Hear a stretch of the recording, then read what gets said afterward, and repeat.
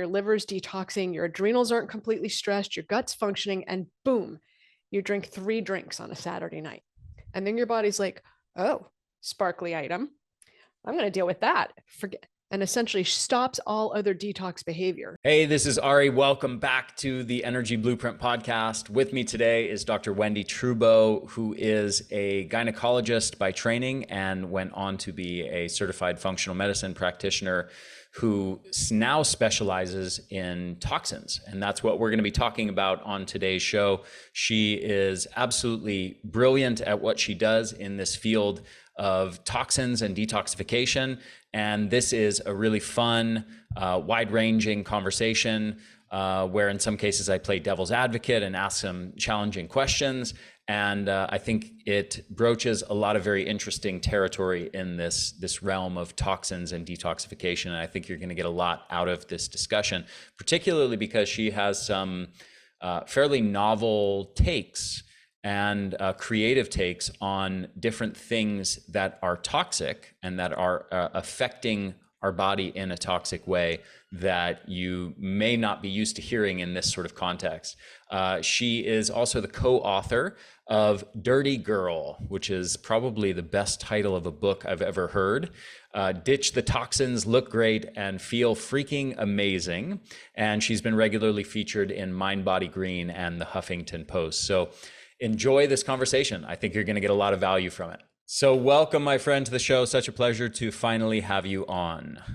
Great to be here, Ari. Happy New Year. Yeah, Happy New Year to you. You are my first podcast recording of the new year. Ooh, no pressure. Yeah, I know, right? Okay. Stay tuned, folks. So let me ask you this. You are a gynecologist by training. You went into functional medicine later on. You became a certified functional medicine practitioner. And now a big focus of your work is toxins and detoxification. So how does a gynecologist get into specializing in toxins? It's a very deep conversation. Okay. Well, it's always personal, right? My mess became my message. So originally, when I went into functional medicine, it was because my husband's mentor in functional medicine diagnosed me with celiac. And it altered my life because I had no idea that I was such a mess until my irritable bowel and room clearing gas and all the issues head to toe, wasting, nutritional deficiencies, hair loss, and endocrine, head to toe, I was a mess. And it all basically resolved when I dealt with the celiac and the resulting food sensitivities, candida. And I kind of trucked along, but I was super inspired to go into functional medicine because of that. So I went into functional medicine, and then fast forward like 13, 14 years, and I hit another major, I don't know, is it a bump? I wouldn't call it a bump. I would call it like a crevice that I fell into and had to climb out of when we went to France. I was 48. We went to France, trip of a lifetime. And I came home from France and my hair started falling out. I gained 9 pounds and I had a rash all over my face. And I was like ready to rip my face off. And it's really hard to treat yourself, right? Like it's kind of hard to see the forest for the trees. So I already knew that I had mycotoxins. So I started to treat those. I had four strains. So cool. Started treating those, and we'll come back to that. And then I tested my thyroid because everyone thinks their thyroid is off. My thyroid was perfect. And then being 48, I thought, must be my hormones, right? Hormones were perfect. And then I thought, okay, well, maybe it's my gut because I'm a celiac and I always have bad gut. Nope, my gut was great. So now I'm really stumped and I'm just like, what's going on here? And I hear this report that when Notre Dame burned, it released 500 tons of lead into the air as dust. And the closer you were to Notre Dame when it burned, the more lead exposure you got. And the farther away you were, the less you got. That makes sense, right? And we were there. We were there right after it burned. We didn't go to Notre Dame because it had burned, but we slogged through that dust for a week. And after I came home was when I got sick. Wow. And so how I got into toxins was because I immediately tested my metals and they had been mildly positive. Now they were super high. And I was like, ouch, I definitely got an exposure. Mm-hmm. And then I feel like in for a penny, in for a pound. So I tested the environmental toxins like gasoline fumes and nail polish chemicals and plastics and phthalates and flame retardants and you name it. And I had a boatload of them. Mm. And I looked at my husband and I said, I'm such a dirty girl. And that was really my entry into toxins because it was so personal. Because I really don't know very many people who are like, cool, let's gain 9 pounds and have half their hair fall out, right? Nobody's like, sign me up. Well, it's great that you didn't lose your humor in the midst of lead poisoning. Right? Right. Well, I'm like far away from it. So now I can laugh about it. But at the time I was like, God, what's going on here, folks? Did your husband get excited when you first told him that, or did he know you were referring to lead poisoning? He knew, because I said to him, look at this. I'm such a dirty girl. And he went, okay, yes, okay. And then I said to him, and that's going to be the title of our book. And he went, Yeah. okay. Yeah. So and it's an amazing title. It's an amazing right? title. Yeah. And our next book, Sweaty and Bitchy, is another amazing title. Are you? And oh, so you're officially letting the public know about yes, the next Sweaty title. and Bitchy is coming out third quarter of 2023. Hopefully you've trademarked it at this point, so nobody else can steal it from you. It's very specific. It's trademarked for the book and for the supplements, but you can't trademark it for like, I'm so sweaty and bitchy. I wouldn't be able to sue you if you said that, you know? Now, are these sweaty and bitchy supplements that you speak of, are they designed to make you sweaty and bitchy or to remove your sweaty and bitchiness? Yes. Have half my hair fall out and gain 9 pounds, said no woman ever. So no, they're designed to remove the sweaty and bitchy from your experience. Shouldn't they be called like anti-sweaty and bitchy or something to that effect? Yeah, we'll call it like calm and chill and the ice pack. We'll call it like silly things that'll just go right in the vibe. But yeah, it'll be totally designed to chill you out, quiet you down, balance your endocrine system, balance your hormones, help you sleep. Got it. Well, I hope that I'll be included in the brainstorming process for the branding and naming of all of the different products in this product line, because I think that would be a lot of fun. I'll hit you up. We'll do it offline though. And then book 3, which we talked about offline, which we're not going to share about yet. Well, I'll hit you up for that. All right. Stay tuned. So okay. Back to toxins. Now, in the world of health, like I feel this is something I feel personally is going on for me, and I think a lot of people resonate with this. The demands on us are unprecedented. You know, if we contrast modern ways of life with hunter-gatherer ways of life, their way of life involves, you know, maybe a few hours a day of sort of doing something, whether it's hunting or gathering or fetching water or whatever, tending to the children. But for the most part, it's a very relaxed existence. There's a lot of lounging around, a lot of siesta time, so to speak, a lot of napping, a lot of just sitting around. And in the modern world, we're go, go, go. We've got a million things to do. We've got a million modern problems that are affecting our health. We've got, you know, circadian rhythm issues. We've got nutrition issues. People want to lose fat. They want to gain muscle. They want to fix their insulin sensitivity, their blood sugar levels. They want to fix their brain function. They want to, you know, a million things, right? Why should, amidst this landscape of so many things that could attract our attention, why should we focus on toxins? Can you make the case for it? I totally can make the case for it. And in a nutshell, all those problems, with the exception of creating scenarios that make our body think that we're running from a lion repetitively, all those other problems track back to toxins. You probably need some data to support that. Fine. Okay. So when you look at all of the medical issues that humans in a modern world are suffering from, obesity, diabetes, cancer, insomnia, endocrine dysfunction, gut dysfunction.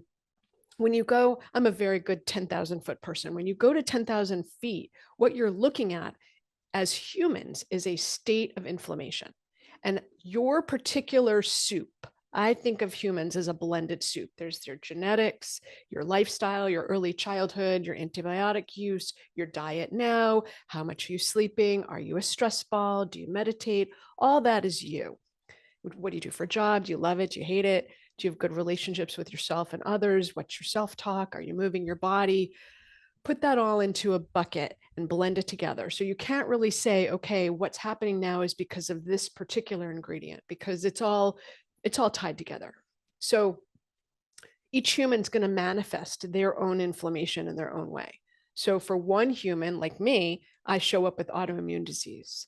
Other people are going to show up with insulin resistance or diabetes or resistance to weight loss, particularly when we look at weight loss and diabetes or weight gain and diabetes. Toxins, if you over exceed your body's ability to get rid of them, they get stored. Where do they get stored? Your bones, your organs, your fat, your brain. So the body is so much smarter than us. We are not going to lose a pound until we get the toxins out of the fat. So when you start to talk about modern issues, to me, these are toxin overloads that show up as inflammation, and then we call it something: diabetes, insulin resistance, obesity, endocrine dysfunction, whatever you want to call it. To me, is just inflammation from toxins. There are some interesting studies on different man-made toxins in relationship to body composition. There's a number of toxins that have been classified as obesogens, endocrine mimicking compounds, hormone disrupting compounds that are obesogenic, that contribute to fat gain. But there was a few studies, I think at least two, where they measured levels of POPs, persistent organic pollutants, in a person's bloodstream during caloric restriction, during weight loss. Okay, so among this group of people, overweight people who were losing weight, some, of course, had higher levels of persistent organic pollutants in their bloodstream, some had lower levels. What they found was that the propensity towards weight regain was directly correlated with the blood levels of persistent organic pollutants. So another way of saying this is that these man-made compounds are being stored in the fat cells. The body sequesters them away in the fat cells to get them out of the bloodstream, where they're going to be less toxic to internal organs, the brain, etc. And they stay locked up there. But then when you lose fat, the contents of those fat cells get dumped back into the bloodstream. Blood levels of these persistent organic pollutants rise. And what they found is that the tendency to regain the weight that was lost was directly linked with the elevation in persistent organic pollutants. So in other words, these chemicals were essentially pulling the fat back on as some sort of protective mechanism. Can you speak to that dynamic, or do you have any other sort of angles on that whole thing? Well, I mean, when you say angles, the thing that I think about, this is such a rich conversation because there's so many facets to it. So first you start with, how much are you being exposed to? And that's controllable in some senses, especially if you choose to drink from plastic water bottles, you're controlling the amount of intake you get. Or if you heat up your food in plastic in a microwave, you have control over these things, which I love, because you could actually alter your future by changing the inputs. So how much input are people getting? And then what's the state of the liver? How much alcohol do you drink? How are your hormones? Are you taking hormones from outside your body that are not bioidentical, meaning they don't look like what your body has? Or are they bioidentical, which makes them a little bit easier to process? How's your gut? When these compounds get to your gut bound, are they proceeding out, or are you constipated and you're recycling them, doubling the burden on the liver and making it more likely you're going to essentially overflow? Think of your fat like a storage depot.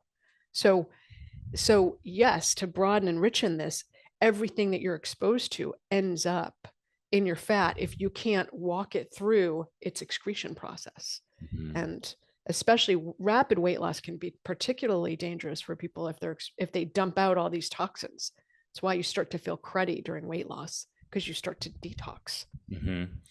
And the way that you're speaking about it implies that essentially all types of toxins can be excreted efficiently from the body. I'm under the impression that there are some types of toxins that that's not true, that really once they get into the body, it's very difficult for the body to get rid of them.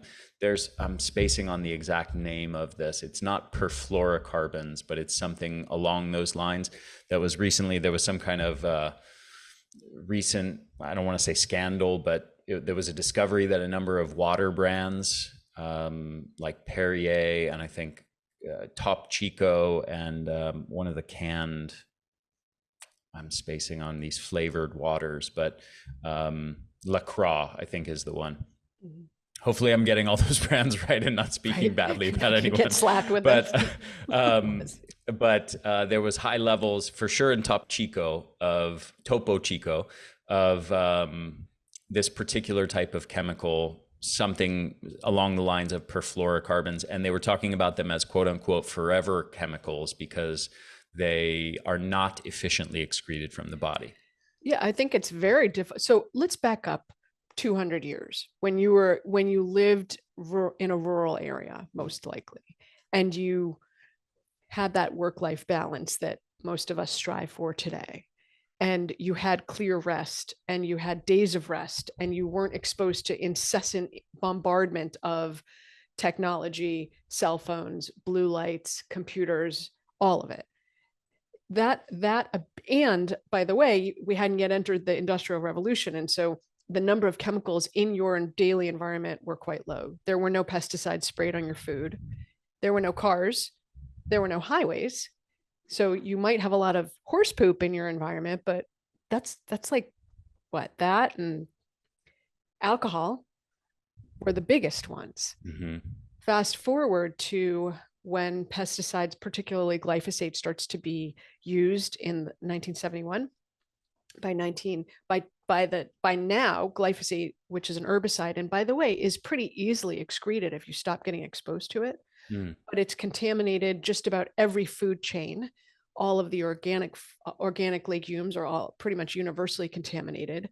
If you're not drinking organic wine or juices, or if you're eating high fructose corn syrup, these are all contaminated at every level and more concentrated. So when you look at the differences in our lives, the level to which we're being exposed and the breadth of exposure, something that I don't think that it's easy to excrete per se, but when you pile on that, not only are they difficult to excrete, but you're also adding just a tremendous breadth of toxins and pesticides that your body has to deal with, it gets that much harder. Mm-hmm. Think about lead.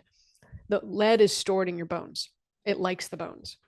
So it's a heavy metal. It's very difficult to mobilize a heavy metal. You need to work very hard at a number of different levels to bind it again, excrete it. So you need to make sure that you're pulling it from the bones, that it's not being pulled in a way that's going to make you toxic, that the liver is able to deal with it, that the gut is able to deal with it, that your kidneys are intact, you can urinate it out. So there's a lot of places this goes wrong. So I wouldn't say it's easy, but it's possible. Mm-hmm. Let's put it that way. Got it. By the way, I'll just quickly mention, I looked up the name of this substance because it was driving me crazy that I couldn't remember it. It's polyfluoroalkyl substances, which is a chemical class that includes 5,000 different substances that they say have been linked to learning delays in children and cancer. And I will give Topo Chico credit. They apparently have cut their score in half in recent years after it was discovered that they had the highest levels, but I think levels are still considered high. Yeah, is cut in half good or is cut in half better, right? Asking for a friend. Good question. Good question. It seems to that point, I mean, we go to a restaurant, we drink bottled, mineral water. Yep. And certainly, even for me, I make the assumption I'm drinking something pure. Mm-hmm. And then, my friend, maybe a mutual friend of ours, I don't know if you know, Marisa Snyder.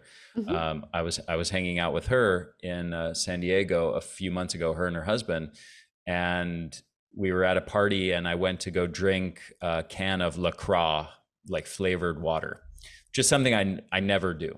Right.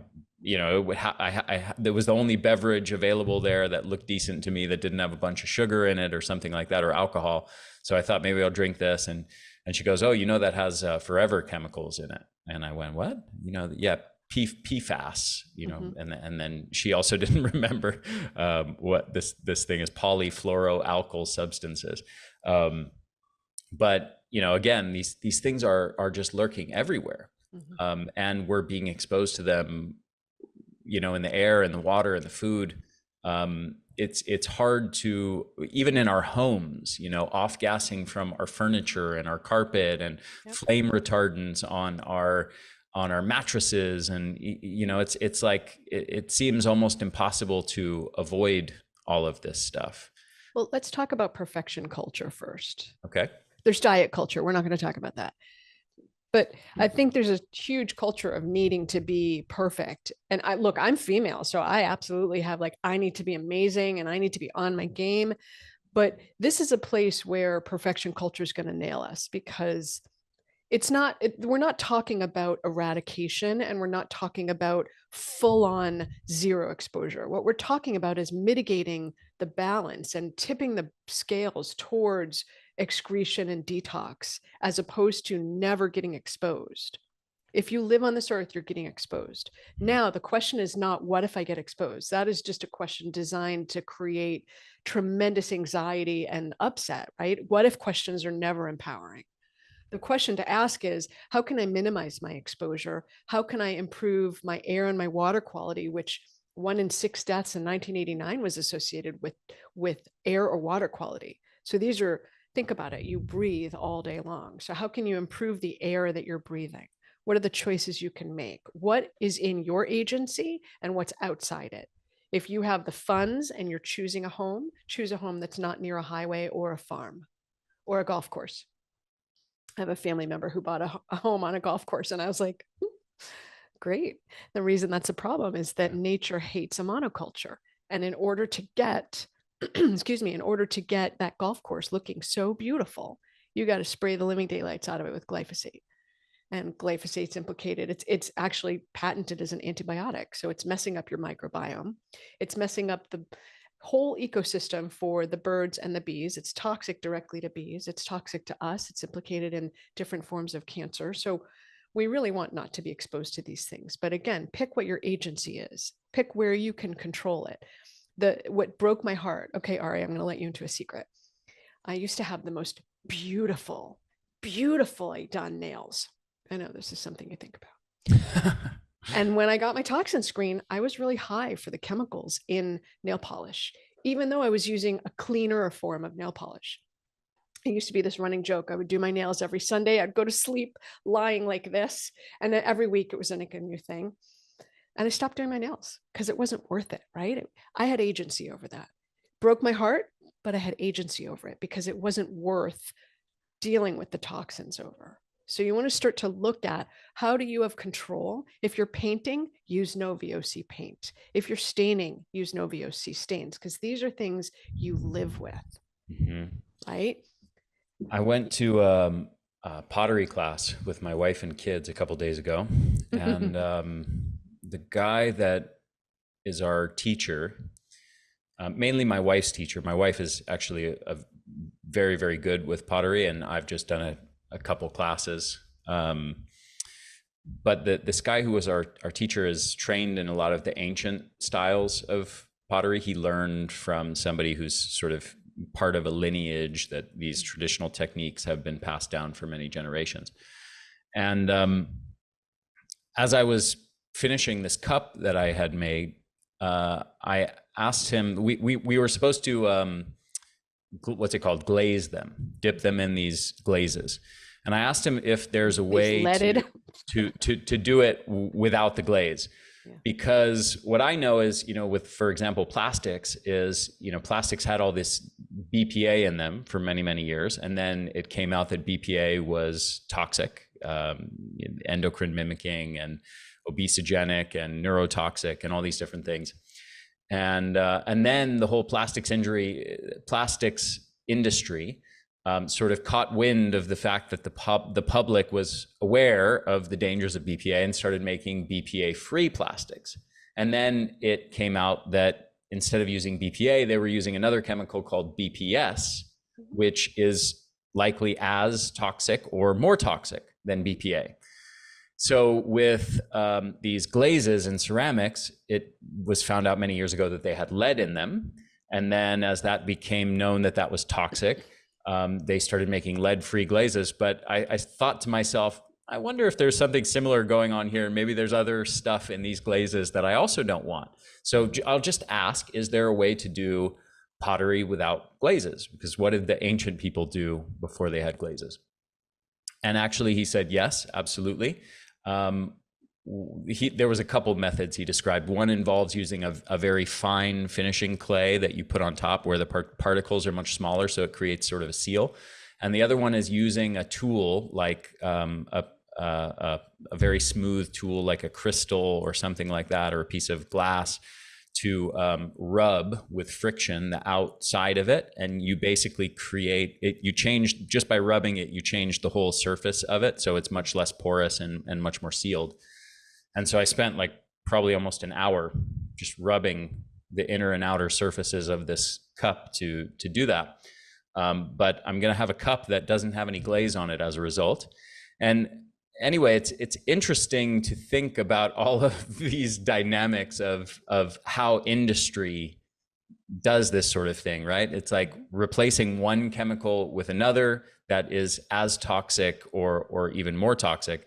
And it's almost impossible to escape them. You really have to like spend time studying this area to realize, okay, it turns out I actually have to skip all plastic water bottles and use glass, or use maybe stainless steel. And then stainless steel, depending on the liquid that I have in there and the temperature of the liquid, that could also maybe leach some bit of nickel and stuff like that I also don't want in my body. So maybe I don't want acidic liquids. I don't want hot liquids in there because that could cause problems. Okay, I'm just going to do glass. But then I have to lug a glass water bottle around, which is heavy and which can break, right? And by the way, you want to test your stainless steel water bottle. If it's come from a third world country, you also want to test to make sure that there's no lead. Mm-hmm. Because, you know, no good deed goes unpunished. Basically, you change to stainless steel and it's got lead in it and you're right back where you started. So, right. Yeah, I think what I would say is, again, it's not a question of, am I getting exposed? It's a question of where am I going to put my energy and what battles will we pick, right? So, so pick big battles.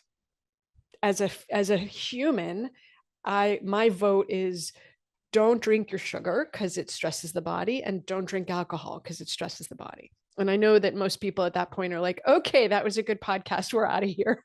I'm not listening anymore. But really, if your body's dealing with alcohol, you're not dealing with the toxins. Because alcohol is a toxin, and it's an acute toxin, meaning if you don't deal with it and you have enough of it, it'll kill you. So you want to, your body is doing its thing, your liver's detoxing, your adrenals aren't completely stressed, your gut's functioning, and boom, you drink 3 drinks on a Saturday night. And then your body's like, oh, sparkly item, I'm going to deal with that. Forget. And essentially stops all other detox behavior. So you're not dealing with your hormone imbalances. You're not dealing with the nail polish you just got exposed to, the blowout, the chemicals they used in the hair products. You're not dealing with any of that because you have an acute issue and you don't want to die. Your body wants to live. So you're going to stop the presses and focus exclusively on dealing with and processing the alcohol. But just as humans only have so much bandwidth in their brain or their attention, your liver has only so much bandwidth, and alcohol will take pole position. So you really want to focus on what are the high value behaviors. Don't fill the pump as much as possible, recognizing if you live on the earth, you're going to get exposed in numerous ways. And then how do you optimize the excretion of chemicals? And those are 2 really big categories, right? So don't fill the pump is the food, the air, the water, the makeup, the clothing, the dry cleaning, the products. Anytime you're purchasing something, how do you level up? How do you even think to level up, right? So basically assume everything's dirty. And when you run out of it, try to level up. What do I mean by that, right? Like assume it's all, my whole life I used, do I want to say the name? I used a product my whole life. And my mom told me it was green and clean. And then in my late 40s, I was like, this is so not clean. But literally, like, question everything. I grew up thinking this product was clean. It was green. and it smelled nice. So I was like, it must be clean. Mm-mm, super bad. So assume everything is dirty. Okay. Well, okay. A lot of different directions I want to go I from know, right? here. So on the notion that, let's go here first, just to, it's a natural segue with what you just said. And I will maybe play devil's advocate slightly on that, and give you the opportunity to rebut it. So if we focus on that too much and we assume everything's dirty, do we run the risk of stressing ourselves out and creating nocebo effects from too much obsession, neuroticism, worry, anxiety around toxins that we're being exposed to? How do we balance an awareness of our exposure to toxins and supporting our detoxification systems with and working to minimize our exposures with not creating excessive stress, anxiety, neuroticism, nocebo effects around that? Which is counterproductive anyways, right? If you're super anxious, you've just shut down detox because your body's like, oh, a lion's going to eat me. Who does detox when a lion's going to eat them? No, you focus on taking the sugar out of your liver. And I do. I'm a very good multitasker. you are, but like but you're in your own category, Ari, right? Like there's the Ari category, and we're aspiring to that. But like, dude, this like nobody's in the category you are. So the mere mortals like me, and the listeners maybe. So you don't want to be a stress ball, right? Because that's totally counterproductive. So I don't say assume everything is dirty to stress you out. I say everything is dirty to give you the opportunity to wake up and be present and go, oh, I never asked the question. I never challenged this. I never challenged my own assumptions before. But that green product was not clean, right? So it's an opportunity, not a stress point. You don't have to take the opportunity if you don't want it, but you have the agency and control to be able to say, okay, my house cleaning products are running low. What are some opportunities? First off, what am I using? Environmental Working Group rates everything pretty much. If you're using a mainstream brand, you can check it. This is why I think it's so valuable to question everything and assume it's dirty, because you can actually check. I was so psyched when I started this process, and I actually had picked a bronzer that was clean. I was like, okay. So once in a while, you'll hit the nail on the head and you'll be so proud of yourself. And then the majority of the time, you'll be like, oh boy, there's such an opportunity there, right? So it's an opportunity to take control. And I really believe in my heart, if we vote with our feet and our pocketbooks, eventually, when you have enough people moving in the same direction, companies will notice. Because if there's a demand for something, companies want to fill that demand. Yeah. So no, it's not to stress you out. It's to give you power. Got it. So shifting directions, what are some of the biggest toxins? I know you mentioned alcohol and sugar, which are, like not typically the toxins that people are talking about, but point taken that they are important to consider in this context. But apart from those two, what are some of the biggest toxins that you think are causing, let's say, a majority of the toxic load problems that are affecting most people? Yeah, that's a huge question, Ari. So to be fair, it's not like you draw a line and say, this is diabetes and this is cancer, although there are some implications with certain chemicals and the clinical result that happens. But let's take a step back. One major category is the way we think. So you have something like 60,000 thoughts in a day. And in a day, if you have 250 or 1,000 of those, or even 10,000 that are in some way disempowering or minimize you or stress you, you set your body off on a chain that ends up in shutting detox down. So simply by managing your thoughts and asking different questions, you can start to improve your health. So this is free, right? And here's the trick. So never ask what if questions. What if questions are in the devil bucket, because they send you down the victim, disempowered, can't fix anything, right? My friend said to me, she has 4 kids. 2 are twins. I guess they'd have to be. 2 are twins, and they're on the autistic spectrum. and they're over 20 now, and she was going away for the first time without them. She said to me, "Hey, Wend, what if my boys burn the house down?" And I was like, "Oh goodness, that is the wrong question." So ask a better question and you'll get a better outcome. So I said to her, instead of asking, what if they burn the house down? Why don't you ask yourself, what do I need to do to prepare my kids so that they're safe while I'm away?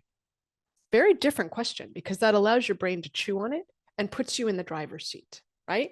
Instead of what if, you're now a victim of the circumstances you can't control. So ask better questions and you will start to send your body in a better direction. Mm-hmm. I got more. Do you want to say anything about that though? No. Tell me more. Okay. More toxins. So that's just the toxic thoughts that we have. Thoughts like, you're so stupid. I'm so stupid. I never get it right. I'm a failure. I'm never going to succeed. Those type of fatalistic thoughts also shut down normal function because it sends your body into fight, flight, or freeze. So you want to start to notice the thoughts you have, because they're not real, but we give them power like they're real. So train your brain. Okay, those thoughts they're not true. So have different thoughts, because you could just easily say, well, that's just not true. No, thank you. I'll take the other one, right? You want something empowering or disempowering? Choose the empowering. Okay, let's set thoughts to the side. Then we get into the practicalities. There's the things you put in your body. So your food, your water, your alcohol, your juice, your wine, anything that you're eating or drinking. You want to make sure that you level up wherever possible. Eat food that looks like itself. Eat food that's organic. Eat food that's local. I live in Massachusetts. Organic and local don't often go in the same sentence, right? Because it's cold up here most of the time. So I would choose organic over local, recognizing that it may not be picked at the peak of freshness, and recognizing that the transport has additional issues with environment. I would still pick an organic over local. So what are you putting in you? If you're drinking juices, know that if it's not organic, you're getting a hefty dose of glyphosate because it's been concentrated. Same goes for wine, which is like the industry dirty secret. So go for organic wine so you're not drinking glyphosate or pesticides. Okay. Then there's, what are you putting on your body? As a female, by the time I've left the house, I've put over 200 chemicals on my body in various forms, from the shampoo to the conditioner, to the face products, to the makeup, to the moisturizers, to the perfumes, you name it. And we're getting bombarded with chemicals. So again, another opportunity, as you run out of something, look to see if what you own is clean. And if it's not, level up using the environmental working group. 3, what's around you? This is like the hardest category because sometimes we don't have control over it. This is your air quality. Do you live near an industrial plant, a farm, a golf course, a highway? If you do, you're going to want to be extra careful about improving the air quality in your home with HEPA filtration and cleaning your air ducts and having the air quality tested in your home. Test the water in your home. That kind of goes to the in you and around you because it's coming from a well or a municipal system. So it's outside your control, but you have control once it comes in your house. So control the quality of your water. Check on your furniture. A lot of companies will comply with the California Prop 65 of letting you know that there were chemicals or that it complies and there's no chemicals. So you can shop sustainably. It will be more expensive. But what you want to think about is, what's the cost of preventing a disease versus the cost of responding to a disease, right? If you could make the choice to avoid cancer by spending $10 extra a day, you probably would, because if you got cancer, you'd be spending $100,000 in a year. So it's a lot more expensive to react than it is to prevent, but we don't always think of it that way. Mm-hmm. So looking at what furniture you're buying, if you're going to buy a bed. So interesting, Ari. I have a patient who had really high levels of flame retardants. And I'm like, did you just buy a new bed? She said, yes. I said, oh, is it organic? She said, no. I was like, oh, cringe. Because, beds are expensive. So if you're in the market for a new bed, get one without flame retardants, because these are endocrine disrupting. So and what I mean by endocrine disrupting is it messes up your thyroid. If you're female, it messes up your female hormones, your periods, raises your risk of estrogen dependent cancers. These are things you want to avoid, just for the record. These are not like, oh, yay, sign me up. It's like, no, thank you. Because remember, everyone thinks it's their thyroid when they gain weight, but it could also be endocrine disrupting chemicals. Mm-hmm. So you can start to tie the bow on, oh, I can see how my system's out of whack here. Mm-hmm. So the category that's around you is sometimes feels like it's out of our control, but these are the things that off gas, the construction materials we use, the furniture we're sleeping on or sitting on, what we're using to paint our walls or finish the flooring. It's a huge category. So anything around you in your environment. My friend, you might be a friend of yours as well, Marisol Tejero. I don't know if I you don't know know her. Marisol, no. No, so she's a naturopathic doctor, and she's big on castor oil. She's formerly known as the Queen of Thrones, which is she's also an expert in branding like you are. Or I should say, is she a poop doctor? Queen of Thrones is like a poop, right? Exactly. Yeah. Yeah. So awesome. she talks a lot about poop. I've had her on the podcast before to talk about poop. And when I spoke to her a couple months ago, she wanted to come on the podcast to talk about a new thing that she's into, which I'm going to have this conversation with her soon, but it's about, clothing, synthetic clothing and chemicals on synthetic clothing. And, speaking of, flame retardants and things like that, anti-wrinkle chemicals. I'm wearing a shirt right now that is an anti-wrinkle shirt. Probably you look has lovely, chemicals by the on. way. Looks Thank lovely. You. Thank you. It's nice because honestly, it's a huge convenience because I never have to iron it. And it's really a major thing. But now it's in my head that maybe I've got chemicals on my body in this thing. All these synthetic fibers, basically she's arguing in favor of the idea that all these synthetic fibers are, coated in chemicals and stuff like that. And on the one hand, it kind of, it certainly, like, there's a logic to it that makes sense, that it's plausible. On the other hand, it leads me to, as I start to think about it, I'm like sitting in my car, for example, and I'm sitting on the seat of the car. My skin's in contact, my arms are in contact with the synthetic fibers or the materials of the car, which are certainly also, guilty of the same thing, of 300 chemicals in your new car. Exposure to chemicals. My house, sitting on the couch of my house, there's a million things like that where your skin, I surf, so I wear synthetic bathing suits, wetsuits, things like that.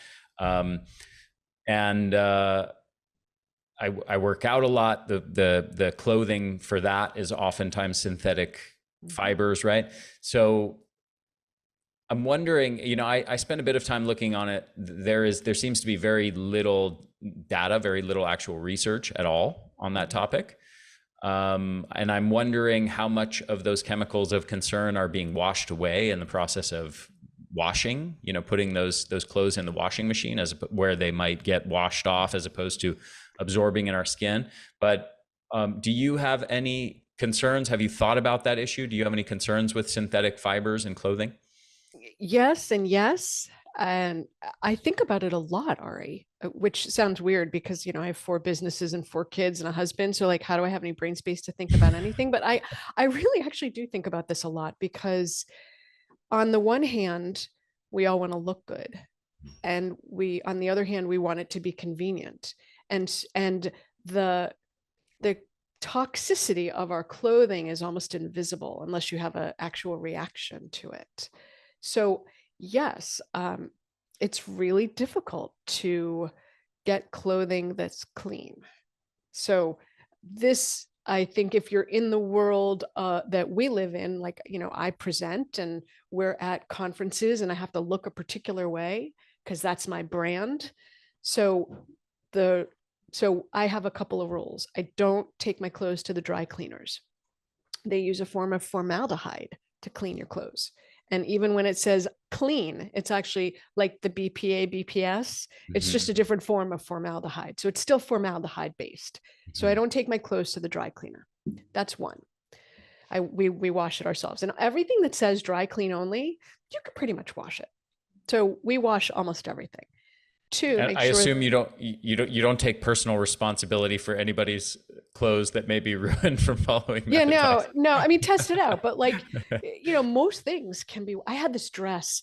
I bought this dress in med school, And it's like my favorite dress. It's actually a little bit too big now, but it was my favorite dress. And for years I dry cleaned it and it looked terrible. And I was like, well, it's either ruined or I'm going to wash the darn thing. And I washed it and it looks great. Now it's too big, but it looks great. It's no longer stained because I was able to actually deep clean it. But, and it says dry clean only. And I was like, all right, well, so from the chemicals in our clothing to the types of chemicals that the clothing is made of, these are tremendous opportunities to, in theory, clean up, but in reality, it's very difficult to find clothing that will match. So back to the rules. One, I don't dry clean my clothes. Two, we use a clean detergent that's EWG verified. Three, don't wear clothes from the store that haven't been washed, because to prevent them from getting moths on the way from the third world country to you, they're sprayed with chemicals. So do your best to wash them before you wear them. I was wondered why new clothes have a very distinctive smell to them. Mm-hmm. It's that chemical that it was sprayed with to prevent the moths from eating it on the way from on the ship. So wash the clothes before you wear it. And some, I read a study that it can sometimes take multiple washes to get the chemicals out. So wash it, but you may need to wash it again. It's not always foolproof. So if you still smell it and you go, kind of still smells, throw it back in the wash.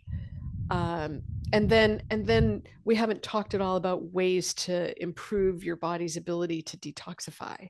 So I think if you're going to be someone who's into fashion, then what we focus on are those 3 rules, and then focus on detoxification, because there's no category of super clean, amazing dyed, comfortable, multi-wear, flexible clothing unless they're made of synthetic fibers. It's unfortunate, but no. Right. But do you think that most of these chemicals would be washed off over a period of time in the washing machine over, let's say, a dozen washes? I don't have the data to comment on that. It is my approach. I guess what I'm, maybe another way of saying this in a more scientific way would be, are there compounds in there that are likely to be resistant to coming off in a water soap solution that would be likely to come off when in contact with human skin? Like, is there something about the chemical nature of those two things where those chemicals will stay on the fabric in the water soap solution, but come off when in contacting human skin? Like, to me, that seems not super plausible. Yeah, because it's either going to be hydrophilic or hydrophobic, and the hydrophobic substances should come out with the surfactants from the soap too, right? So I don't know the answer to that. I have to take that offline and look into it, because I honestly don't know. Okay. Got it. But you're right to think if it's not coming off when you wash it, it shouldn't be coming off on you. Okay. That's a valid thought process. But the ones that come off in the wash but come off incompletely are the ones you want to worry about. Right. Okay. So I have a couple more sort of devil's advocate-y type of questions. And then I want to talk about practical methods to enhance detoxification.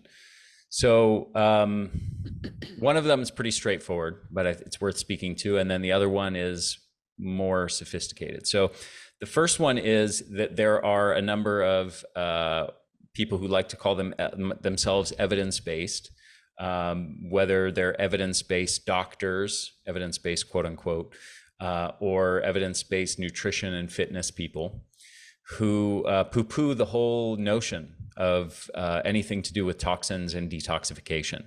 Detox is a bunch of nonsense. None of it's true. Yes, okay, there's toxins out there, but they're not that big of a deal. And we have these regulatory bodies, so they're taking charge of, if there really were safety concerns from things like fluoride in the water supply or heavy metals or something, these regulatory bodies would be taking care of it. That's one maybe dimension of the argument. The other one, maybe the majority of the argument, is the only detox that happens that's real is our body's detoxification mechanisms, our excretion mechanisms and liver detoxification methods. And they basically say any other stuff, anybody trying to sell you on anything related to detoxification, that's a bunch of quackery, that's a bunch of pseudoscience. So what do you say in response to people who put forward that argument, who think of themselves as evidence-based?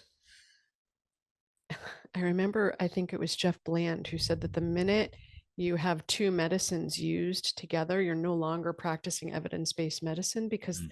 no studies were done on those two medicines. Right. And the sheer number of permutations essentially that occur limit our ability to do these studies. But when you go back to 10,000 feet, and by the way, did you see me getting crazy when you were playing devil's advocate? I was like, I did. I did. Yeah, just know that it's not me. I know you're just playing don't devil. hurt Yeah, me. Okay. you're just the Don't. messenger, right? Yeah, that's Okay. right. So when you go to 10,000 feet, you say, okay, well, certainly we are more sedentary and we have higher stress and we work more, but there is an explosion of chronic disease, autoimmune disease, cancer, and death from all causes that occurring earlier. We're not expected to live as long as our ancestors did. So, so when you look at what could be the possible causes of that, what do you come up with? Food, lifestyle, and exposures.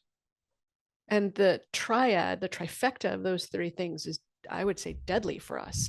You can't really do a study on that because you can only study, for example, glyphosate. I know I picked on glyphosate a lot in this conversation because it's one of my personal pet peeves, but glyphosate's been studied at levels that are far lower than what people are actually being exposed to. So put it this way, it's been proven perhaps that 5 parts per million is fair, but we're getting exposed at 100 parts per million. And the studies aren't being done on those exposures.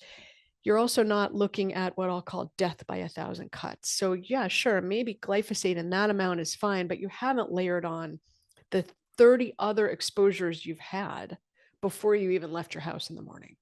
Between your air quality, your water quality, the products you're using, the clothes you're wearing, the bed you slept on, the sheets on the bed, the product you cleaned your house with. I mean, it just goes on and on. So when you talk about evidence-based, there's no ability to do that study because the minute you introduce a second variable, and at what level are you going to study that variable? Are you going to study at the 5 parts per million? Or are you going to study at the actual exposure?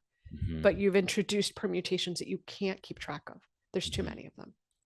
So, and there was a second part to your question that I got so upset about what you said that I lost. Basically, the idea that anybody saying that you can enhance detoxification from your body, that it's quackery and pseudoscience. Why would they say that? I mean, you can absolutely Ignorance. enhance your body's ability to, I mean, that's like saying you're never going to improve, Mm-hmm. right? So my God-given detox is terrible. I have 2 copies of MTHFR. I have 2 copies for vitamin D deficiency. I have 1 COMT. I have 2 genes for celiac. I have the worst genes. I literally should never have reproduced, but the horse was out of the barn by the time I figured that out. So, no, really, I was at, my parents are divorced, and I was at my son's bar mitzvah recently, and they were at the same table. And I said to them, just for the record, I love the 2 of you dearly, and you 2 should never have reproduced. I'm very grateful you did, but you should not have reproduced because it was really a terrible combination what wound up in me. So, Have you sat your children down and shared your genetic report and said, "Look, guys, yeah, I'm really sorry. I'm really sorry." Yeah, no, I've done all of their genetics actually, and I was like, at least they're better than me, you know. Yeah. They have their compound heterozygous for the MTHFR instead of 2 of the C677. Like, it's a little bit better, Yeah. you know. So now they'll be just depressed with a bad heart instead of just a really bad heart. So they all got the gene for celiac. They're sensitive. I mean, you know, it's just anyway, not to digress, but I have the worst genes ever and innately don't detox well. And by supporting it through proper eating, that's both not eating garbage and eating a lot of things that are helpful, high levels of cruciferous vegetables. I don't take exogenous hormones unless they're bioidentical. I don't drink alcohol personally. I don't drink any. I also don't drink any sugar. So optimizing that, and then exercise, stress reduction, sleep, you know, don't discount a good night's sleep. Mm-hmm. And then optimizing through things that help your liver, like glutathione.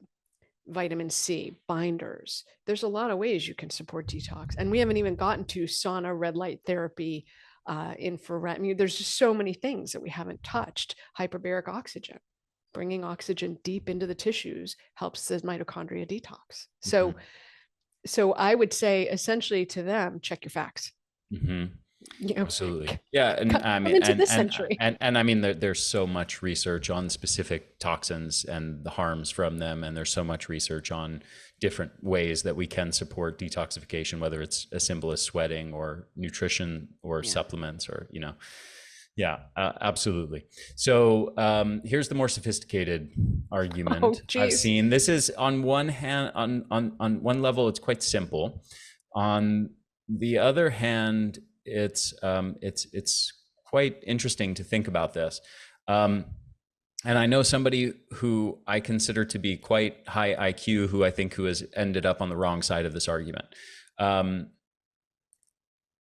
argument is essentially this, that we have research showing that consumption of non-organic produce or whole grains, for example, leads to health benefits, leads to lower rates of diseases compared to people who don't consume as much of those foods. You follow me so far? So hold on. People who consume higher levels of vegetables and grains, even if not organic, have better health outcomes than people who don't consume vegetables and grains. Correct. It's not comparing non-organic to organic consumption of those foods. It's comparing more consumption of those foods to less consumption of those foods that are non-organic. I'm with you so far. Okay. So more consumption of those foods leads to improved health, lower rates of various diseases. So the argument is essentially that these pesticides and pesticide residues and things like that are on our food are not of significance, if that's the case. Do you understand the argument? Mm-hmm. So how can we make sense of the fact that consuming more of those foods leads to lower rates of diseases, has health benefits, and simultaneously pair that with the notion that these foods have pesticide residues that are harming our health? My sense is that the bar's set pretty low on this, Ari, right? Like, are we talking about standard American diet versus not highly processed and simply more vegetables and grains, whole grains? So it's such a low bar that you're going to note improvement. What you really can't drill, because this is a short-term study too, right? This is a 6-week study or a 3-month study. We're not talking about trends over 20 years where you really do get to see the incidence of insulin resistance, diabetes, obesity, cancer rates. You just don't have the impact of time to be able to see the runway of I think it's mostly observational research, actually, long-term observational research looking at like disease outcomes. But they've never compared non-organic to organic with the same levels. Exactly. So I mean, how do you, we have an explosion of chronic disease. So at some level, the food we're eating plays a role in that. Right. My response to it was, I asked him to think of a thought experiment where you had people in, let's say, an area in Africa that was suffering from malnutrition from protein deficiency. So let's say they had like almost no food available. They were surviving on like starchy tubers like cassava and nothing else. And for months or for years, they will develop malnutrition as a result of lack of protein. And let's say you airdropped in a bunch of chicken every week, but the chicken was contaminated with arsenic. You would expect to see that the protein consumption resolves a lot of the symptoms of the malnutrition, but over time, the arsenic poisoning would result in other symptoms. So you have this like complex mixture of beneficial effects and toxic effects at the same time. You get what I mean? Yeah, I totally agree. Yeah. So I think with like, okay, you can eat, if you eat more broccoli, you're getting some benefits from the broccoli, but you're also getting pesticide residues that, would it be better to not have those pesticide residues? Yeah. Is it possible that the consumption of those pesticide residues over time is likely to lead to other Mhm. health problems, even if overall the net benefit of it is still there's still a net benefit relative to the net harm? Mhm. Possibly, Mhm. No, I it totally becomes agree. it becomes, I think, complex when you look at it in the context of vegetable consumption or something like that.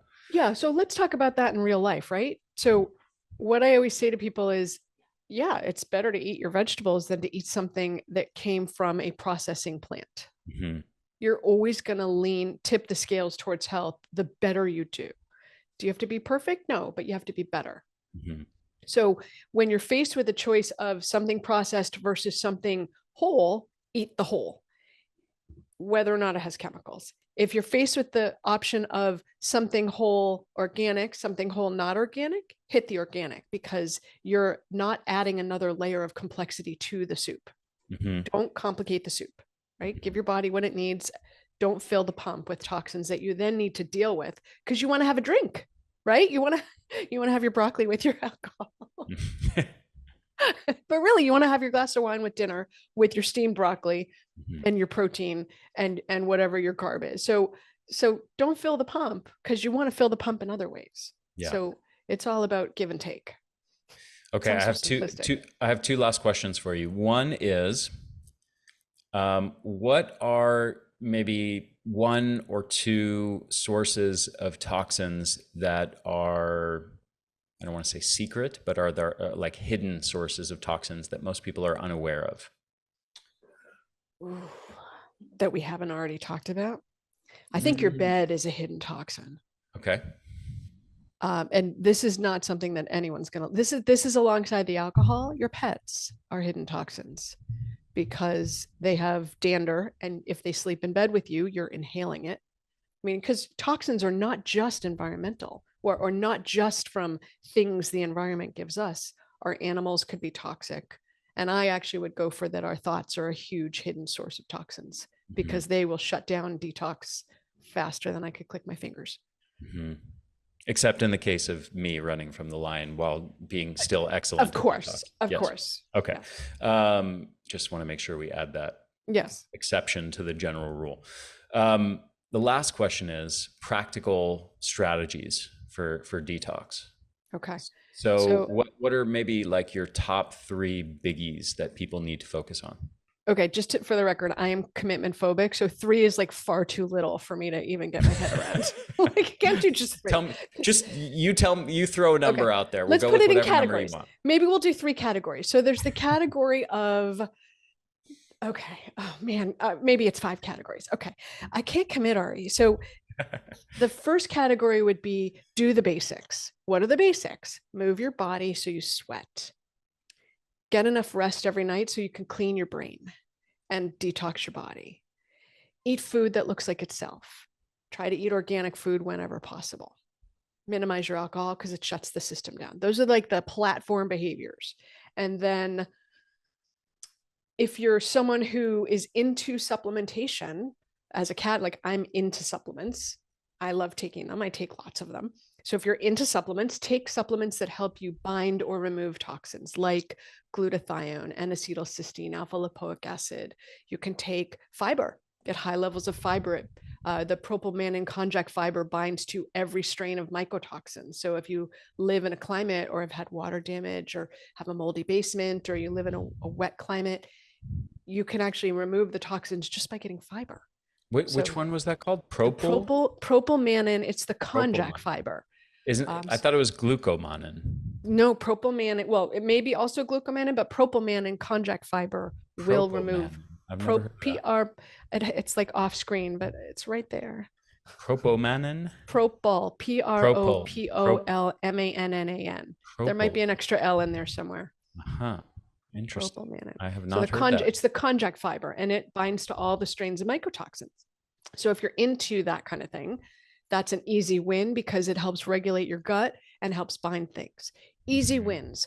Cilantro, which I personally despise. Okay, I'm not walking the talk on this one. I hate cilantro, but if you like cilantro, eat it because it binds to mercury and other You're one of the toxins. people that genetically it tastes like soap to you.